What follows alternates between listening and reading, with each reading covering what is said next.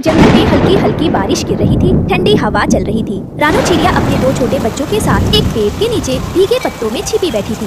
अम्मा, हमारा पेट दर्द कर रहा है, हम कब खाना खाएंगे? बेटा, मैं कोशिश कर रही हूँ, लेकिन आज जंगल में कुछ भी नहीं मिला। ना दाना, ना फल, ना कुछ पकाने के लिए लकड़ी। पर तुम चिंता मत करो, मैं कुछ जरूर लाऊंगी। रानू के पास ना खाना था, ना घर और ना ही आग जलाने का चूल्हा, पर फिर भी वो अपने बच्चों को दिलासा दे रही थी। उसी वक्त पास से उड़ते हुए कालू कौवा और गोरी कौवी वहाँ आ पहुँचे। उन्होंने रानू और उसके बच्चों को कांपते हुए देखा, लेकिन मदद करने की जगह वो हंसी उड़ाने लगे। अरे रानू, क्या बात है, बारिश में भीग रही हो क्या? क्या आज पकौड़े तलने की तैयारी है? लेकिन पकौड़े के लिए गोभी चाहिए और चूल्हा भी चाहिए। दोस्तों, ये रहे हमारी आज की वीडियो के प्यारे सब्सक्राइबर्स और फॉलोअर्स के नाम। टीना, मानवी सी सरसा, कल्लू बही, नवनीत सी, काव्या और जो नहीं चुने गए, चिंता मत करो, अगली बार तुम भी बन सकते हो जंगल के सुपरस्टार। दोस्तों, अगर आप भी चाहते हैं मैं आपका नाम अपनी कहानी में लूं, तो देर किस बात की, जल्दी से कमेंट करके अपना नाम हमें भेजें। तेरे पास तो कुछ भी नहीं है। सुनो सुनो सब, रानू पकौड़े बनाना चाहती है, वो भी फूल गोभी के, बिना आटा, बिना तेल और बिना चूल्हे के। ऐसे पकौड़े तो हवा में उड़ जाएंगे। कालू, मजाक उड़ाना आसान है, लेकिन किसी भूखे को खाना देना सबसे मुश्किल काम है। तू हंस ले, लेकिन मेरे बच्चों का दुख मत देख। रानू की आंखों में आंसू थे और दोनों कौवे वहाँ से उड़ जाते हैं। रात गहराने लगी थी। रानू चुपचाप अपने भीगे बच्चों को एक सूखे पत्ते से ढक रही थी। उसी वक्त एक हल्की सी रोशनी पास के झाड़ियों से आती दिखी। अम्मा, वो वहाँ क्या चमक रहा है? चलो बेटा, देखती हूँ, शायद कुछ खाने लायक हो। रानू झाड़ियों के पास पहुँची। वहाँ एक छोटी सी हरी हरी फूल गोभी चमक रही थी। उसकी पत्तियाँ टिमटिमा रही थी और उसमें से एक मीठी खुशबू आ रही थी। अरे वाह, फूल गोभी इतनी सुंदर और इतनी खुशबूदार, ये तो किसी आम गोभी जैसी नहीं लगती। तभी गोभी में से धीमा जादुई स्वर आता है। रानू चिड़िया, तुम मेहनती और सच्ची माँ हो। अगर तुम इस गोभी से पकौड़े बनाकर सबके साथ बांटोगी तो तुम्हें उसका इनाम जरूर मिलेगा। आप बोल रहे हैं एक गोभी? मैं जादुई गोभी हूँ और मैं भूख से रोते बच्चों की मदद करने आई हूँ। ले जाओ मुझे और सबके साथ मिल बांटकर खाना बनाओ। रानू की आंखों में उम्मीद की चमक आ गई। वो मुस्कुराई और जादुई गोभी को पत्तों में लपेट कर ले आई। रानू ने झटके से थोड़ा पानी भरा, गोभी को काटा और डाल पर पत्थर से चूल्हा बनाया और उस फूल गोभी से पकौड़े तले। वाह अम्मा, कितनी अच्छी खुशबू आ रही है। मैं सबसे पहले खाऊंगा, मैं सबसे ज्यादा भूखा हूँ। तभी कुछ और पक्षी, तोता, कबूतर, कबूतरी भी वहाँ आ गए। वाह, क्या खुशबू है। रानू, क्या हमें भी एक पकौड़ा मिलेगा? रानू के पकौड़े जंगल में सबसे लाजवाब हैं। हमें बहुत भूख लगी है। खाना तो सबका हक है। आओ सब मिलकर बैठो और गर्मा गर्म पकौड़े खाओ। जैसे ही रानू ने सबको प्यार से पकौड़े खिलाए, एक हल्की चमक आसमान से गुजरी और उसी जगह और रानू के सामने एक सुंदर छोटा सा लकड़ी का घर प्रकट हुआ। रानू, तुमने दूसरों की भूख को अपनी भूख से पहले रखा। तुमने बिना स्वार्थ के सबके साथ बांटा। ये घर तुम्हारे लिए है। ये बारिश से बचाएगा, सर्दी से बचाएगा और हर दिन तुम्हें प्यार और सुरक्षा देगा। शुक्रिया, सचमुच शुक्रिया। मैंने कभी सोचा नहीं था एक गोभी की इतनी शक्ति हो सकती है। उसी समय पास के पेड़ से कालू कौवा और गोरी कौवी सब कुछ देख रहे थे। क्या रानू को घर मिल गया? वो भी ऐसा जादुई घर? ये कैसे हो गया? हमने तो उसका मजाक उड़ाया और देखो अब वो आराम से अपने घर में है। मुझे तो यकीन ही नहीं हो रहा। हमारे पास सब कुछ था, लेकिन हमें कुछ नहीं मिला। वही दूसरे पेड़ पर बैठा तोता और हरियाली तोती बोलती है, क्योंकि रानू ने बांटा और तुमने छीना। जंगल में सच्चे दिल वालों को ही इनाम मिलता है। आज से हम सब रानू से सीखेंगे कैसे प्यार से रहना है और सबके साथ बांटना है। जैसे ही रात हुई, कालू कौवा और गोरी कौवी जो रानू की जादुई फूल गोभी का राज जान चुके थे, अब उनकी नजर थी उस गोभी पर। गोरी, अगर हम वो जादुई फूल गोभी पा जाएं, तो सारा जंगल हमारे पकौड़ों के पीछे भागेगा और रानू की दुकान बंद।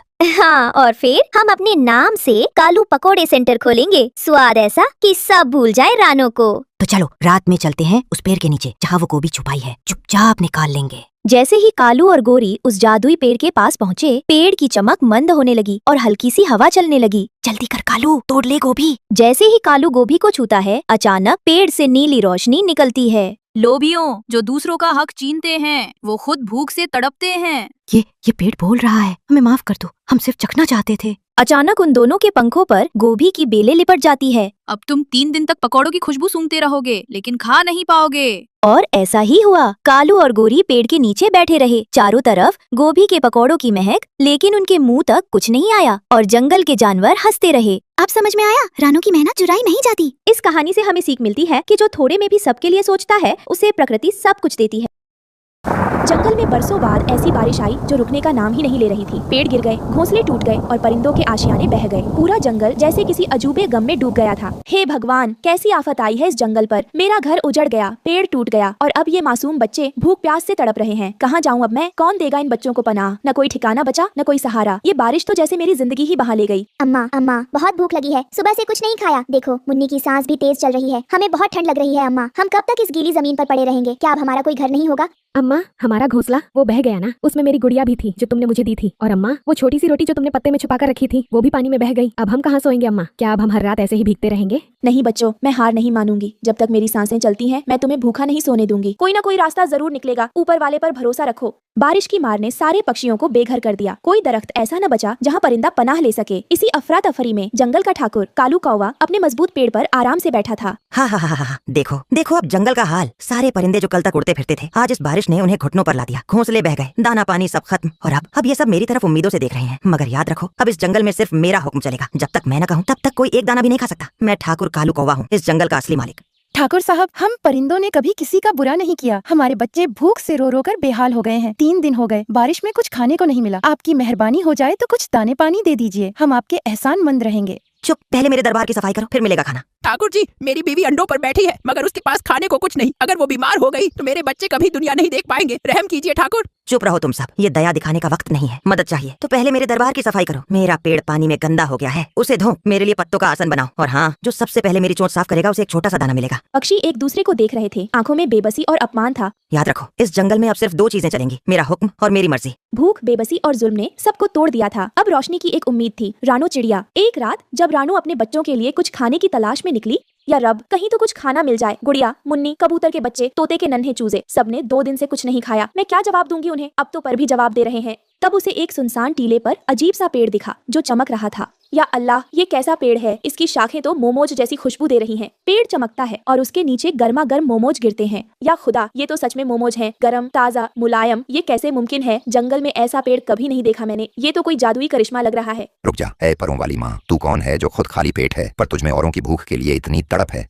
ये आवाज कहाँ से आई? कौन है वहाँ? मैं तो बस कुछ खाने की तलाश में थी। अगर मैंने कुछ गलत किया है तो माफ कर देना, मैं बहुत मजबूर हूँ। मैं हूँ ये जादुई पेड़, इस जंगल की सबसे पुरानी रूह। मैं हर उस दिल को महसूस करता हूँ जो सच्चा होता है, जो अपनी भूख से पहले दूसरों की चिंता करता है। या खुदा, पेड़ बोल रहा है। तू सच में बोल रहा है? मैं कोई सपना तो नहीं देख रही? ही रानो, ये कोई सपना नहीं है, ये तो एक तोहफा है तेरे लिए। तेरा प्यार, तेरी मेहनत और तेरे आंसू, सब ने मुझे जगा दिया। मैं उन लोगों की मदद करता हूँ जो खुद भूखे रहकर भी दूसरों का पेट भरते हैं। जा रानो, ये गरम गरम मोमोज ले जा और उन भूखे परिंदों को खिला दे। शुक्रिया, शुक्रिया ए जादुई पेड़। तूने आज न सिर्फ मुझे बल्कि पूरे जंगल को जिंदा कर दिया। मैं वादा करती हूँ, ये मोमोज मैं सिर्फ जरूरतमंदों में बांटूंगी। ये नेमत मैं अपने पास नहीं रखूंगी। रानो चिड़िया रोज पेड़ से मोमोज इकट्ठा करके भूखे परिंदों को खिलाने लगी। बिना किसी शोर के, बिना किसी पहचान के वो बबली के टेंट के बाहर जाकर मोमोज रखकर चली जाती है। हे राम, ये कहाँ से आया खाना? गरम भी है और खुशबू तो देखो। तोते के टेंट के बाहर, उठो बच्चों, भगवान ने हमारी सुन ली। देखो, खाना आ गया। मोमोज, हुर्रे, बहुत दिन बाद कुछ अच्छा खाने को मिला। हर घर में एक अजनबी फरिश्ता बनकर रानो चिड़िया मोमोज बांटती रही थी। जब ठाकुर कालू कौवा को यह बात पता चली तो उसके अंदर आग लग गई।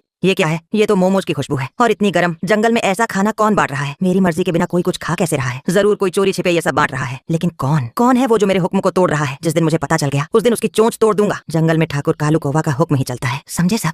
कालू गुस्से में अपने चमचों को बुलाता है। ढूंढो उसे, छान मारो पूरा जंगल। वो कौन है जो मुझे नीचा दिखा रहा है? किसी ने मेरी इजाजत के बिना खाना बांटा तो अब वो जिंदा नहीं बचेगा। एक रात रानो चिड़िया फिर से जादुई पेड़ से मोमोज लेकर निकलती है। तभी रानो का रास्ता रोकता है कालू कौवा, साथ में उसकी टोली, लोमड़ी और चील। रुक जा रानो, अब भाग नहीं सकती। तू ही है ना जो रातों को चुपचाप खाना बांटती फिर रही है। मेरे हुक्म के बिना जंगल में कोई परिंदा एक दाना नहीं खा सकता और तू मेरी हुकूमत को तोड़ रही है। हाँ कालू, मैं ही बांट रही थी, क्योंकि जब तेरा दिल पत्थर हो गया था तब इन भूखे बच्चों की चीखें मुझे चैन नहीं लेने देती थी। अगर भूखों को खाना बांटना जुर्म है तो हाँ, मैं मुजरिम हूँ। मुजरिम नहीं, गद्दार। आज तुझे सबके सामने सबक सिखाऊंगा। जंगल का कानून सिर्फ ठाकुर का होता है। ठाकुर साहब, राणो की हिम्मत, वो पेड़ है जो इसे मोमोज दे रहा है। पेड़ मोमोज, ये जादुई पेड़। हुआ तो पेड़ को काट दो, कोई भूखा रहेगा, तभी वो मेरी बात मानेगा। रानो चिड़िया जादुई मोमोज के पेड़ के सामने खड़ी हो जाती है। ठाकुर, ये पेड़ सिर्फ मेरा नहीं, उन मासूमों की उम्मीद है जो हर रोज भूखे सोते हैं। इसे काटोगे तो तुमसे बड़ा जालिम कोई नहीं होगा। पेड़ खुद हिलने लगा जैसे वो अपने रक्षक को बचाना चाहता हो। अचानक पेड़ से तेज रोशनी निकली और कालू कौवा बेहोश हो गया। अब जंगल के सारे परिंदे रानो चिड़िया के साथ खड़े हो गए। राणो की वजह से ही हम जिंदा हैं। अब जंगल में कोई ठाकुर नहीं होगा, सब बराबर होंगे। साथ रहेंगे तो हर बारिश को झेल लेंगे। मोहब्बत सबसे बड़ी ताकत है। जंगल में फिर से बाहर आई। पेड़ दोबारा हरे हुए। जादुई पेड़ हर रोज मोमोज देता रहा और रानो चिड़िया ने किसी को भूखा नहीं रहने दिया। बच्चों, मदद करना सबसे बड़ी इबादत है। अगर हमारे पास थोड़ा भी है और कोई भूखा है तो बांटना फर्ज है। इस कहानी से हमें सीख मिलती है कि मदद करना सबसे बड़ी नेकी है। जब सब साथ हों तो कोई मुश्किल बड़ी नहीं हो। रुको, चोरी करके जा रहे हो, शर्म नहीं आती? तू रोक लेगी हमें? इतनी छोटी सी चींटी। देखो लोमड़ी, ये हमें डराने आई है। इतनी छोटी और बात इतनी बड़ी, हम दोनों को रोकेगी तू? गर्मियों की दोपहरी थी। सूरज सिर पर आग बरसा रहा था। जंगल के एक किनारे रानो चिड़िया का घोंसला सूखा और बेजान पड़ा था। उसके 3 छोटे छोटे बच्चे भूख से तड़प रहे थे। हे खुदा, आज फिर कुछ खाने को नहीं मिला। कैसे बताऊं इन मासूमों को कि माँ के पास अब दाना पानी नहीं है। माँ, पेट में बहुत दर्द हो रहा है, कुछ खाने को दो ना। माँ, हम मर तो नहीं जाएंगे ना? नहीं बेटा, माँ कुछ ना कुछ लेकर आऊंगी, बस दुआ करो। वहीं दूसरी तरफ जंगल की मेहनती रानी चींटी ने सब्जियों की एक छोटी सी खेती शुरू की थी। टमाटर, लौकी, पालक, गाजर, हर सब्जी उसकी मेहनत से लहलहा रही थी। अरे वाह, कितने प्यारे टमाटर निकले हैं। इनसे जंगल के भूखे जीवों को खाना मिलेगा। रानी बहन, तू तो कमाल करती है। इतने छोटे आकार में इतना बड़ा दिल। जब तक ये शरीर काम कर सकता है तब तक मेहनत करती रहूंगी। वहीं ऊपर एक ऊंचे पेड़ पर कालू कौवा और उसकी चालाक साथी लोमड़ी बैठकर रानी की खेती पर बुरी नजर गड़ाए हुए थे। देख लोमड़ी, वो छोटी चींटी ने पूरी सब्जी मंडी खड़ी कर दी है। अगर हम ये सब्जियां चुरा लें तो पूरा जंगल हमारे कदमों में होगा। टमाटर, लौकी, पालक, भिंडी क्या नहीं है उसके खेत में? सच कहा कालू, आधी सब्जियां हम खा लेंगे, ताजा रसीली सब्जियां, और बाकी जंगल में बेचेंगे, मजे से पैसा बनाएंगे। हाँ, और रानी चींटी वो तो रोती फिरेगी। और सबसे मजेदार बात ये कि सब कुछ मेहनत उसी की और फायदा हमारा। यही तो असली चालाकी है। हम जैसे समझदारों का यही फायदा है, दूसरों की मेहनत को अपने फायदे में बदल देना। चल, इस बार रात को खेत में घुसेंगे और एक एक टोकरी भरकर उड़ चलेंगे। वहीं भूख से बेहाल रानो चिड़िया थक हार कर खेत के पास आकर बैठ गई। उसकी आंखों में विनती थी, रानी बहन, अगर 2 टुकड़े पालक मिल जाएं, मेरे बच्चे 3 दिन से भूखे हैं। अरे बहन, तू क्यों शर्मा रही है? ये खेत किसी एक का नहीं, ये तो सबके लिए है। चल, मैं खुद तेरे साथ चलती हूँ। खुदा तुझे सलामत रखे, तूने मेरी उम्मीद बचा ली। रात के समय गहरे रात के अंधेरे में कालू कौवा और लोमड़ी ने खेत पर धावा बोल दिया। कालू, जल्दी कर, सब्जी की टोकरी भर, जल्दी जल्दी, हमें यहाँ से निकलना होगा। हा, अब देखो कैसे रानी चींटी का सब कुछ लूट कर ले जाते हैं हम दोनों। अचानक टहनियों की आहट से रानी जाग गई। कालू कौवा और लोमड़ी चौंक कर पीछे मुड़ते हैं तो सामने रानी चींटी हाथ में छोटी लकड़ी ली खड़ी थी। उसके पीछे कुछ और चींटियां भी थी। रुको, चोरी करके जा रहे हो, शर्म नहीं आती? तू रोक लेगी हमें? इतनी छोटी सी चींटी। देखो लोमड़ी, ये हमें डराने आई है। इतनी छोटी और बात इतनी बड़ी, हम दोनों को रोकेगी तू? बिल्कुल, ये खेत मेरी मेहनत है। हर दाने में मेरी पसीने की बूंदें हैं। तुमने सोचा मैं देख नहीं रही? जंगल के अंधेरे में चोरी करना आसान है, पर मेहनत से कमाया हुआ कोई यूं नहीं लूट सकता। वहीं पास में खड़ी एक चींटी बोलती है, हम चींटियां हैं, छोटी हैं, पर जब एकजुट होते हैं तो हाथी भी डरता है। लोमड़ी, ये तो तैयारी करके बैठी है। कालू, हमें भागना चाहिए, वरना ये पूरी सेना हमें नोच डालेगी। भाग जाओ, क्योंकि आज अगर मेरी सब्जियों को हाथ भी लगाया तो सिर्फ लानत नहीं लगेगी, जंगल की इज्जत भी खो दोगे। और अगली बार अगर चोरी की कोशिश की तो पूरे जंगल के सामने तुम्हारी पोल खोल दूंगी। सुबह का समय रानी चींटी ने पूरे जंगल में ऐलान कर दिया, अगर आज हम चुप रहे तो कल सबका नंबर आएगा। रानी बहन सही कह रही है, ये खेत सिर्फ उसका नहीं, हम सबका सहारा है। हम लड़ेंगे, हम सब तुम्हारे साथ हैं। फिर जंगल की जनता ने योजना बनाई। जैसे ही लोमड़ी और कालू अगली बार खेत में आए, सबने मिलकर उन्हें पकड़ लिया। माफ कर दो, हमसे गलती हो गई। आज माफ कर रहे हैं, लेकिन अगली बार जंगल में तुम्हारी कोई जगह नहीं होगी। दोनों वहाँ से चले जाते हैं। अब खेत पहले से ज्यादा हरा भरा था। रानो चिड़िया रोज काम में मदद करती और जंगल के सब जीव मिलजुल कर खाते। जिस खेत को सब मिलकर सींचे उसे कोई उजाड़ नहीं सकता। रानो चिड़िया अपने बच्चों को पालक खिलाते हुए बोलती है, जब मदद मिलती है तो जिंदगी फिर से मुस्कुराने लगती है। कहीं दूर दोनों शरारती दोस्त कालू और लोमड़ी बैठे नई योजना बना रहे होते हैं। सारी योजना बेकार हो गई। एक चींटी और वो रानो चिड़िया हम पर भारी पड़ गई। इतनी बेइज्जती, जंगल भर में हंसी उड़ रही है हमारी। लेकिन ये आखिरी बार नहीं था, ये जंगल हमसे नहीं बच सकता। अगली बार हम ऐसा जाल बुनेंगे कि रानो की बच्ची भी याद रखेगी। हाँ, और इस बार सिर्फ सब्जियां नहीं, उसका घर, उसकी उम्मीद सब छीन लेंगे।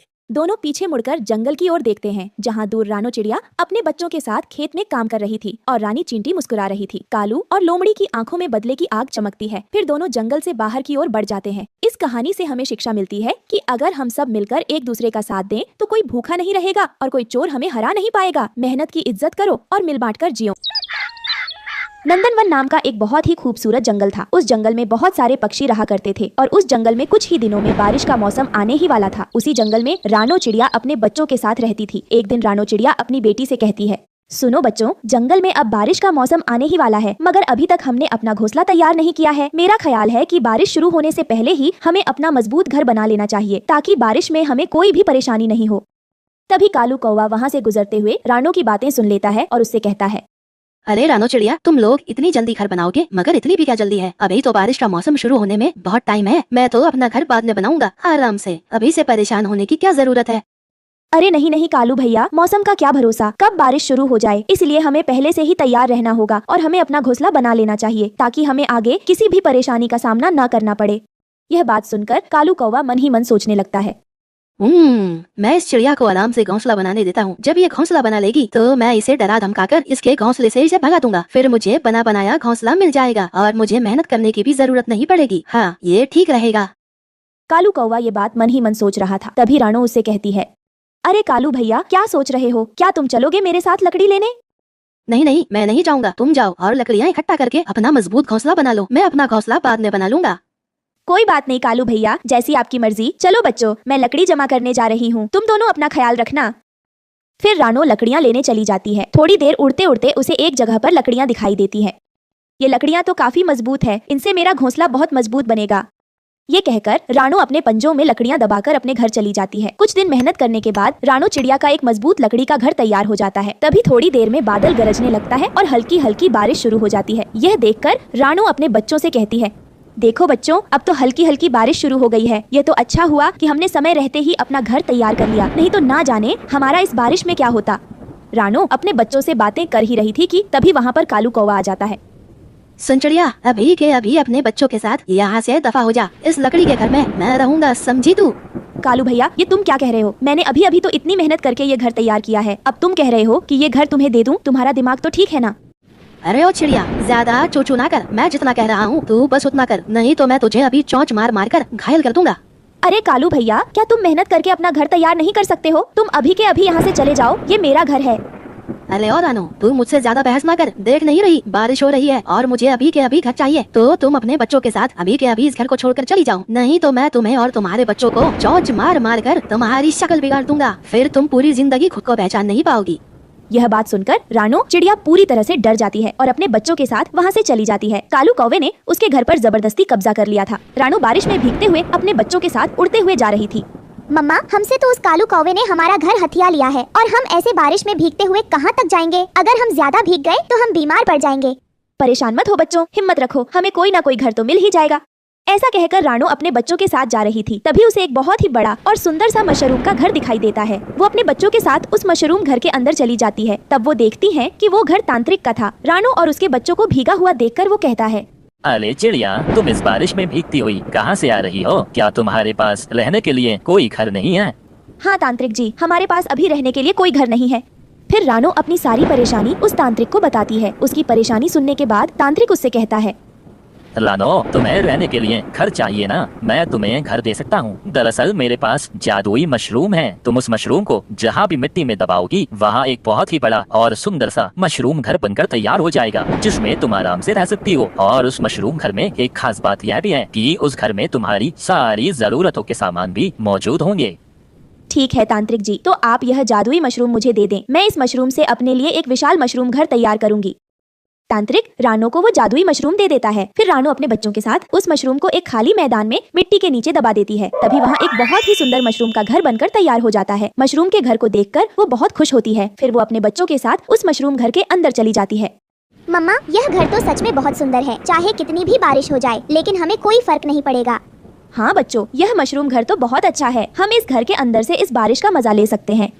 वहीं दूसरी तरफ कालू कौवा का घर तेज हवा और बारिश के कारण टूट गया था। वो बारिश में भीग रहा था। फिर वो उड़ते उड़ते रानो के मशरूम घर के पास आता है। रानो चिड़िया, तुमने इतना सुंदर मशरूम का घर कहाँ से बनाया? मुझे भी अपने मशरूम के घर के अंदर आने दो, क्योंकि मेरा घर तो टूट गया है। जाओ जाओ, भागो यहाँ से। मैं तुम्हें अपने घर के अंदर नहीं आने दूंगी, क्योंकि तुमने हमारा घर जबरदस्ती हमसे छीन लिया था। वो कहावत तो तुमने सुनी ही होगी, जैसी करनी वैसी भरनी। तुम्हारी यही सजा है। तुम इस बारिश में भीगते रहो।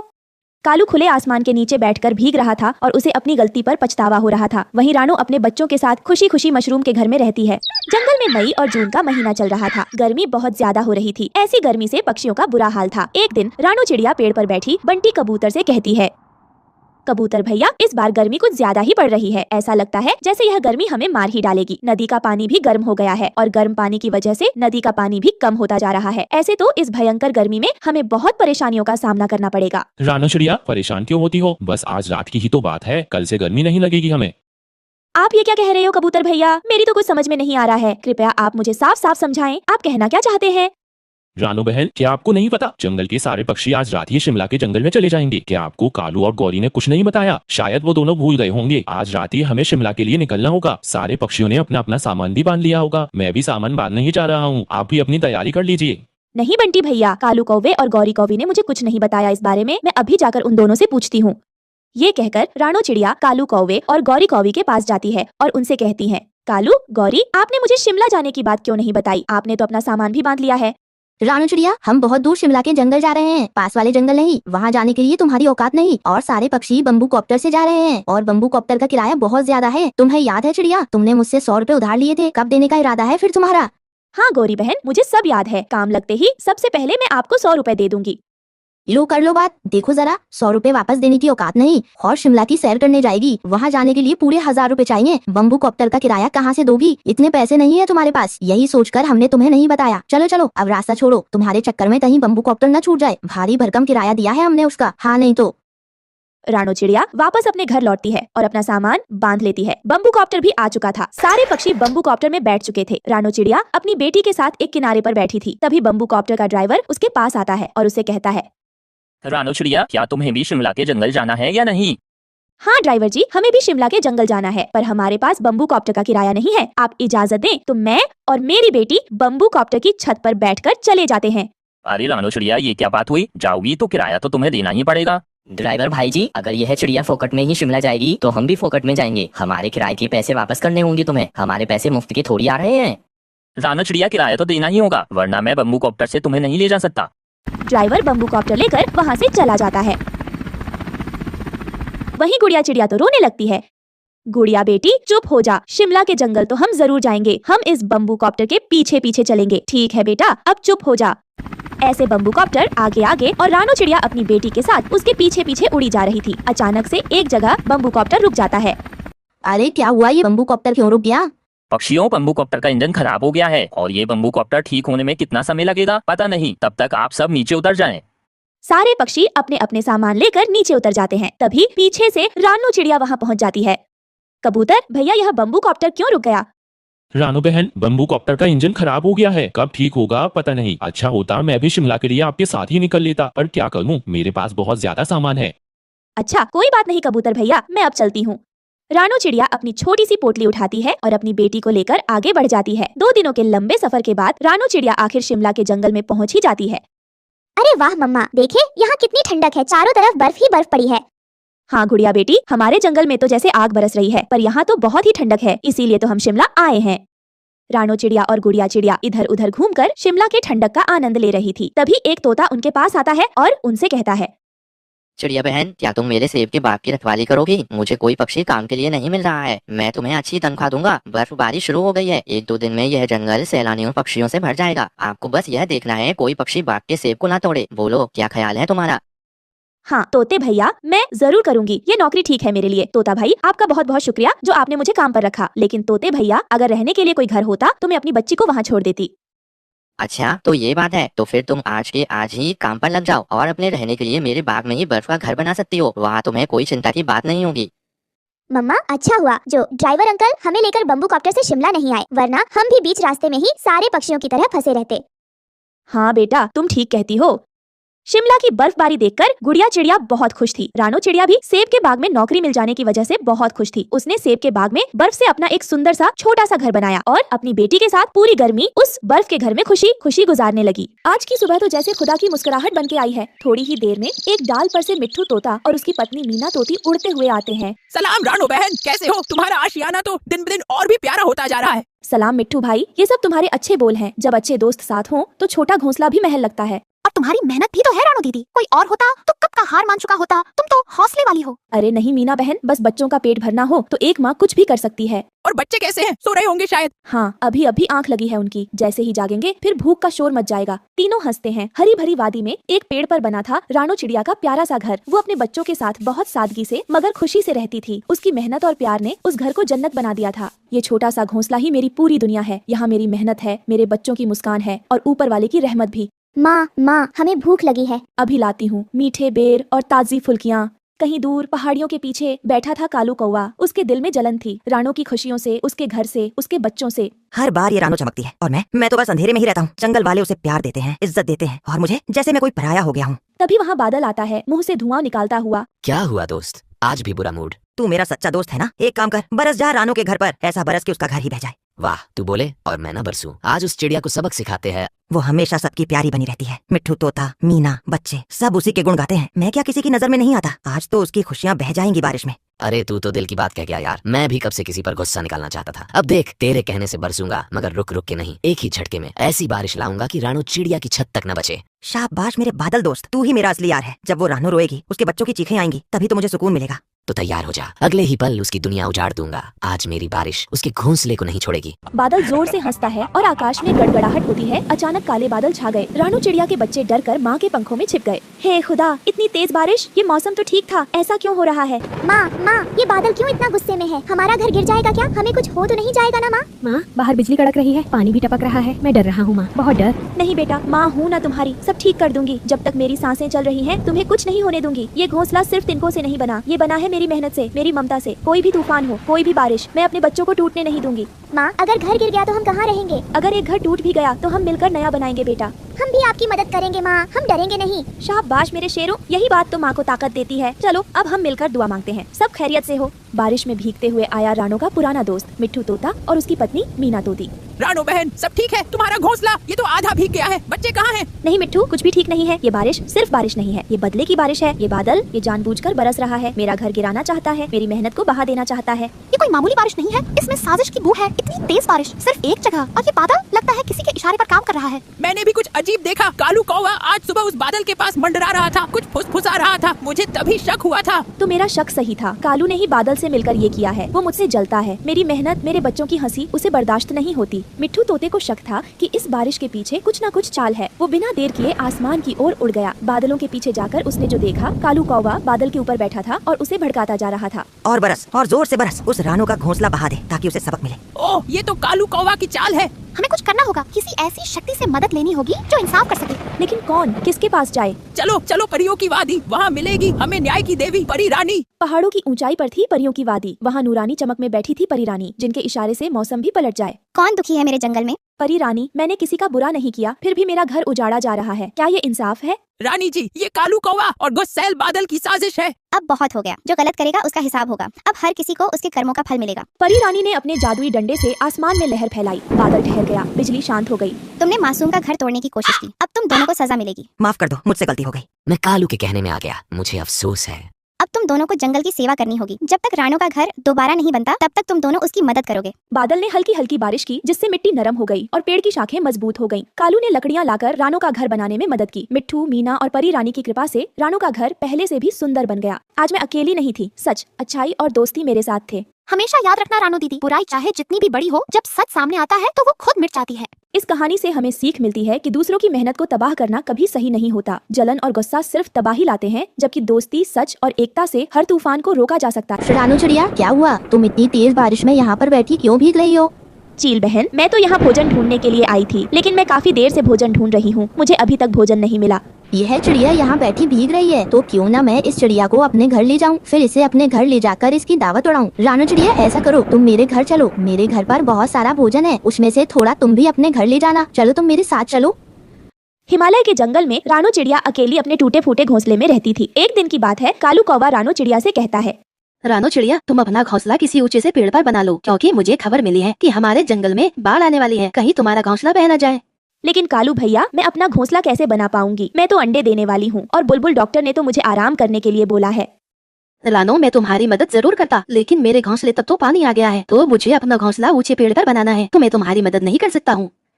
यह कहकर कालू कौवा वहाँ से चला जाता है और रानो चिड़िया तो अपने घोंसले में बैठी सब कुछ देख रही थी। तब वो अपने आप से कहती है, सारे पक्षी तो अपने अपने घोंसले बनाने में लगे हुए हैं, पता नहीं मेरी मदद कौन करेगा। ऐसा करती हूँ, मैं तोते भैया के पास चली जाती हूँ, शायद वो मेरी कुछ मदद कर दे।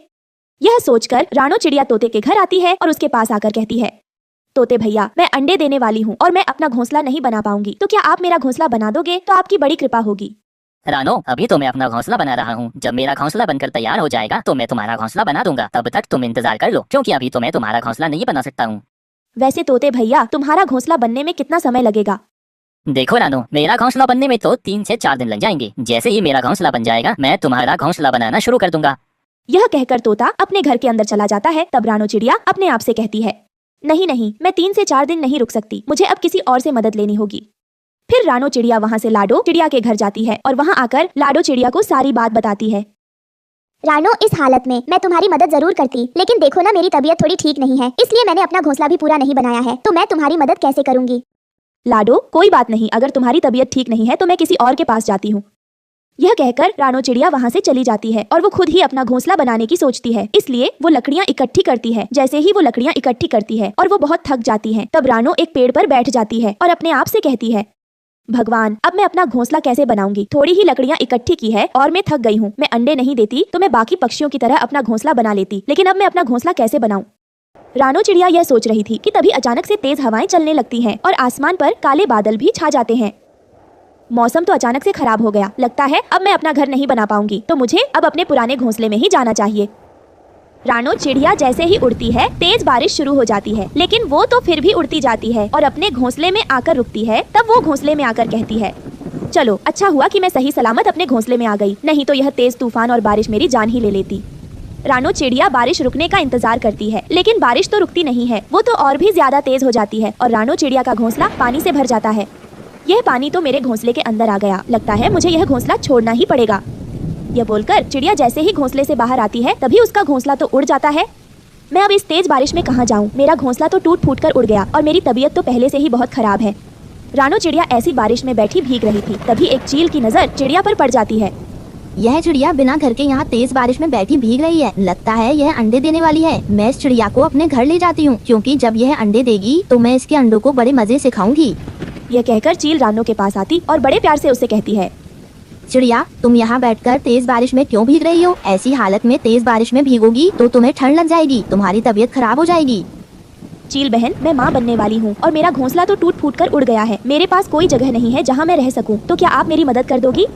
चिड़िया, एक पक्षी तो दूसरे पक्षी के काम आता है। अगर मैं तुम्हारी मदद नहीं करूँगी तो कौन करेगा? तुम मेरे साथ चलो और मेरे घर रह लेना। जब तक बारिश नहीं रुकती है, वहाँ तुम्हें किसी चीज की कोई कमी नहीं होगी। यह कहकर चील रानो चिड़िया को अपने घर ले आती है। रानो चिड़िया, तुम इस घोंसले में रहो और तुम यहीं पर रहना। अगर तुम्हें किसी चीज की जरूरत हो तो मुझे आवाज दे देना, मैं तुरंत आ जाऊंगी। चील बहन, तुम्हारा बहुत बहुत धन्यवाद, जो तुमने मुश्किल समय में मेरी मदद की। मैं तुम्हारा यह एहसान कभी नहीं भूलूंगी। रानो, एहसान की कोई बात नहीं है, तुम अपना ध्यान रखना और जैसे ही तुम्हारे अंडे हो जाएं, तुम मुझे जरूर आवाज दे देना।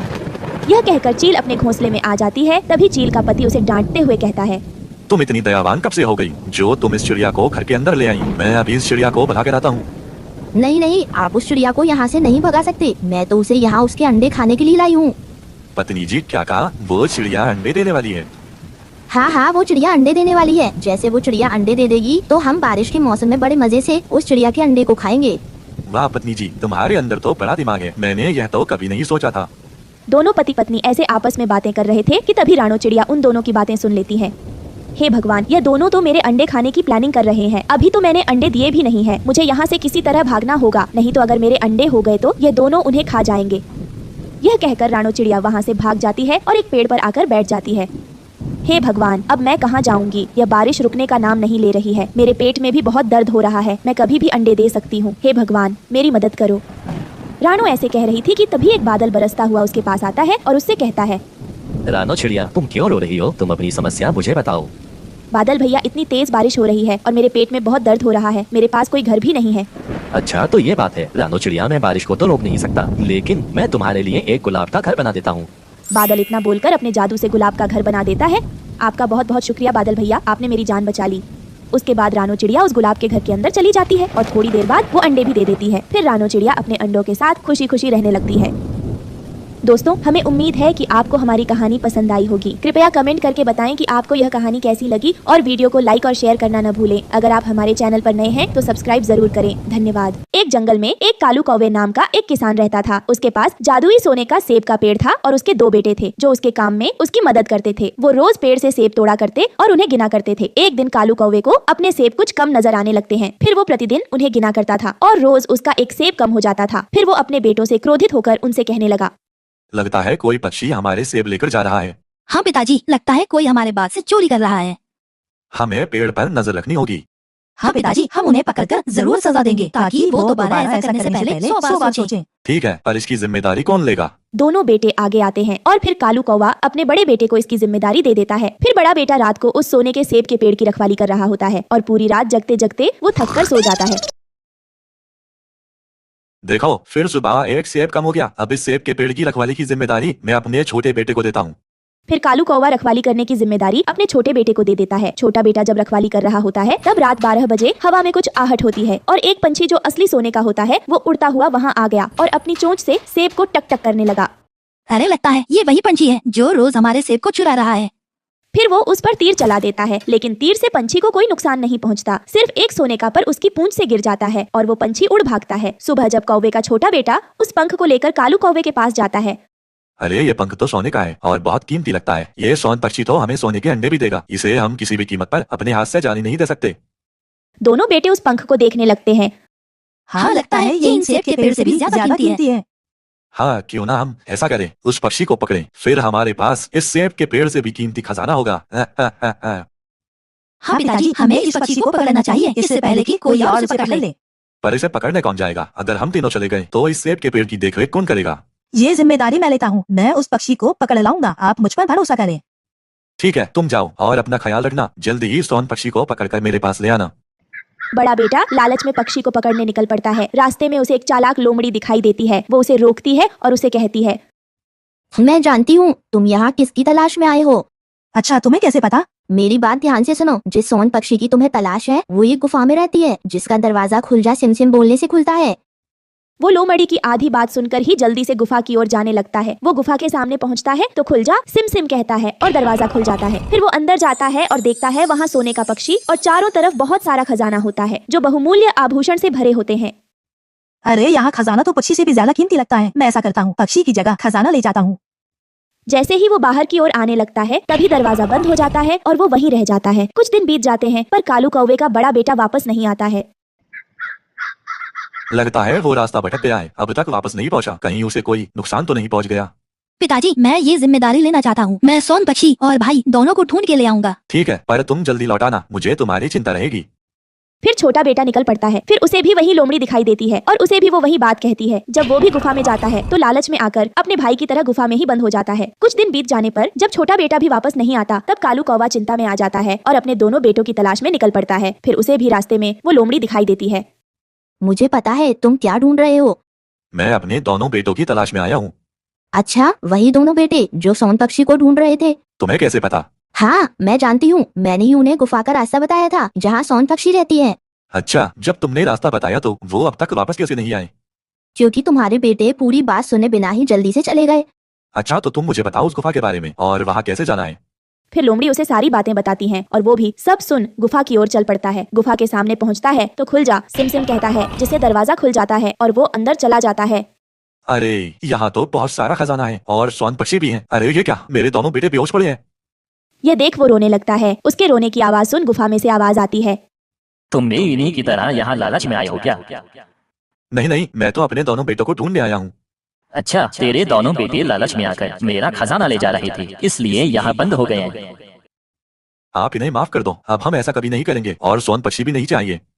पर मैं तुम्हें क्यों माफ करूं? आप मुझ पर दया करो। अगर आप मुझे माफ कर दोगे तो सोन पक्षी जब चाहे तब मेरे पेड़ से सेब खा सकता है। अच्छा हाँ, अब हम लालच नहीं करेंगे। मुझे मेरे दोनों बेटे लौटा दो। ठीक है, अब तुम जा सकते हो। फिर उसके दोनों बेटे को होश आ जाता है और गुफा का दरवाजा खुल जाता है और वो तीनों वहाँ से चले जाते हैं। उसके बाद उसके दोनों बेटे सोन पक्षी के लिए उस पेड़ पर घोंसला बना देते हैं। फिर सोन पक्षी वहाँ आती, सेब खाती और घोंसले में रहने लगती है। उन्हें यह समझ आ जाता है कि हमें लालच नहीं करना चाहिए क्योंकि लालच का अंत अच्छा नहीं होता। माँ मुझे बचाओ, मुझे सांप ने काट लिया। माँ मुझे बचाओ, मेरे बहुत दर्द हो रहा है। माँ। कुकू मेरे बेटे, मैं तुझे कुछ नहीं होने दूंगी, मैं तुझे बचा लूंगी।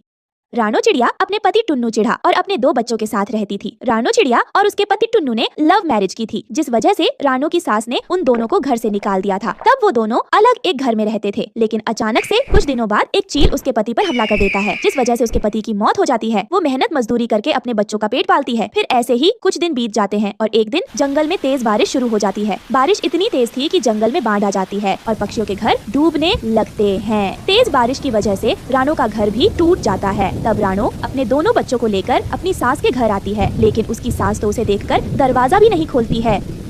माँ जी दरवाजा खोलिए प्लीज। माँ जी हमें कुछ दिनों तक अपने घर में रख लीजिए, हमारा घर इस तेज बारिश में टूट गया है। माँ जी प्लीज दरवाजा खोलिए। तभी अंदर से एक आवाज आती है, देख रानो, तू चुपचाप यहाँ से चली जा, मेरा दरवाजा मत बजा, मेरे बेटे को तो खा गई, अब क्या मुझे भी खाने आई है, चल निकल जा यहाँ से, कल मुही कहीं की। माँ जी ज्यादा नहीं तो सिर्फ आज के लिए हमें अपने घर में रख लीजिए। माँ जी बाहर बहुत तेज बारिश हो रही है, मेरे बच्चे बारिश में भीग रहे हैं और तो और जंगल में बहुत पानी भी भरा है, प्लीज माँ जी हमें आज अपने घर में रख लीजिए। नहीं रानो, बिल्कुल नहीं, मैं तुझे अपने घर में नहीं आने दूंगी। अगर तूने मेरे घर के अंदर आकर चोरी कर ली तो चोरनी कहीं की, चली जा यहाँ से, अपने बच्चों को भी साथ लेकर जा, फिर दोबारा अपना चेहरा मुझे मत दिखाइयो। माँ जी प्लीज आप हमें अपने घर के अंदर रख लो। और आप ऐसा क्यों कह रही है कि हम चोरी करेंगे? हम आपके घर में क्यों चोरी करेंगे? चलो आप मुझे, नहीं तो आप अपने इन छोटे छोटे बच्चों को ही रख लो। देख रानो, अब बहुत हो गया, तू चुपचाप से अपने इन बच्चों को लेकर यहाँ से चली जा। अगर तू नहीं गई तो मैं तुझे धक्के मारकर यहाँ से भगा दूंगी, और वैसे भी हमारा तुझसे कोई नाता नहीं है जो मैं तुझे अपने घर में रखूँ, इसलिए अब तू चली जा यहाँ से, मेरा ज्यादा दिमाग मत पका, बहुत हो गया तेरा नाटक। रानो चिड़िया अपनी सास से बहुत मिन्नतें करती है, लेकिन उसकी सास पर उसकी बातों का कोई भी असर नहीं पड़ता और वो ना ही उसे और ना ही उसके बच्चों को घर के अंदर बुलाती है। तभी यह सब देखकर उसका छोटा बेटा कहता है, माँ अब हम कहाँ जाएंगे माँ, और हम कहाँ रहेंगे, यहाँ तो कितनी तेज बारिश हो रही है। मेरे बेटे तुम चिंता मत करो, सब ठीक हो जाएगा। हाँ याद आया, मैंने आज सुबह लाडो की बातें सुनी थी, वो कह रही थी कि दूसरे जंगल में बारिश नहीं हो रही है, तो हम ऐसा करते, हम भी दूसरे जंगल ही चलते हैं, क्योंकि अब हमारे पास वहाँ जाने के सिवाय और कोई रास्ता नहीं है। मम्मा क्यों ना हम इस जंगल में किसी पेड़ के नीचे रहे तो? नहीं कुकू बेटा, अगर ऐसे हम रहेंगे तो जंगल के पक्षी हमें रहने नहीं देंगे, वो हमें ताने देंगे, इसलिए अब हमें यहाँ से दूर जाना होगा। और वैसे भी भगवान ने जो हमारे नसीब में लिखा है वो तो होकर ही रहेगा। फिर रानो चिड़िया अपने दोनों बच्चों को लेकर पहाड़ों वाले जंगल की तरफ जाती है। वहाँ पहुँचकर वो तीनों देखते हैं कि वहाँ तो खाने के लिए पेड़ों पर बहुत से फल भी लगे हुए थे। मम्मा अब तो हम यहाँ आराम से रह सकते हैं और हमें यहाँ खाने की भी कोई परेशानी नहीं होगी, क्योंकि इन पेड़ों पर तरह तरह के मीठे फल लगे हुए हैं, हम इन्हें खाकर अपना पेट भर लेंगे और हम आराम से रहेंगे। हाँ माँ, गुड़िया बिल्कुल ठीक कह रही है, और तो और इस जंगल में बाढ़ का पानी भी नहीं आ सकता है, यहाँ तो पेड़ पौधों की ठंडी हवा है। माँ अच्छा हुआ कि उस जंगल में बाढ़ आ गई, कम से कम हम इतने अच्छे जंगल में तो आ गए, अब हम यहाँ आराम से रह सकते हैं। बेटा बाढ़ आना अच्छी बात नहीं है, क्योंकि बाढ़ में जान और माल दोनों का ही नुकसान होता है। अच्छा ही हुआ कि हम इस जंगल में आ गए, नहीं तो हम जिंदा नहीं बचते। लेकिन हमें यहाँ रहने के लिए एक घर बनाना होगा, क्योंकि इस जंगल में जंगली जानवर भी रहते होंगे, कहीं वो हमें खा ना ले। लेकिन मम्मा हम घर बनाएंगे किससे? बेटा हम लकड़ियों और घास फूस वगैरह से अपना घर बना लेंगे। हाँ माँ, मैं अभी पेड़ के ऊपर चढ़कर लकड़ियाँ तोड़ता हूँ। नहीं मेरे बच्चों, पेड़ में भी तो जान होती है और हम उन्हीं की वजह से जीवित रह पाते हैं और सांस लेते हैं, और वही हमें खाने के लिए फल भी देते हैं, तो हमें उन्हें ऐसे काटना या तोड़ना नहीं चाहिए, यह गलत बात होती है। बेटा हम जंगल में से सूखी लकड़ियाँ ढूंढेंगे और उन्हीं से अपना घर बनाएंगे। इस जंगल में हमें बहुत सारी सूखी लकड़ियाँ मिल जाएंगी। फिर रानो चिड़िया अपने बच्चों की मदद से लकड़ियाँ इकट्ठी करने लगती है और कुकू भी नदी की तरफ घास लेने चला जाता है। तब रानो से आवाज लगाकर कहती है, कुकू मेरे बेटे तुम वहाँ अकेले मत जाओ, पहले हम लकड़ियों से घर बना लेते हैं, फिर बाद में हम दोनों साथ जाएंगे घास लेने।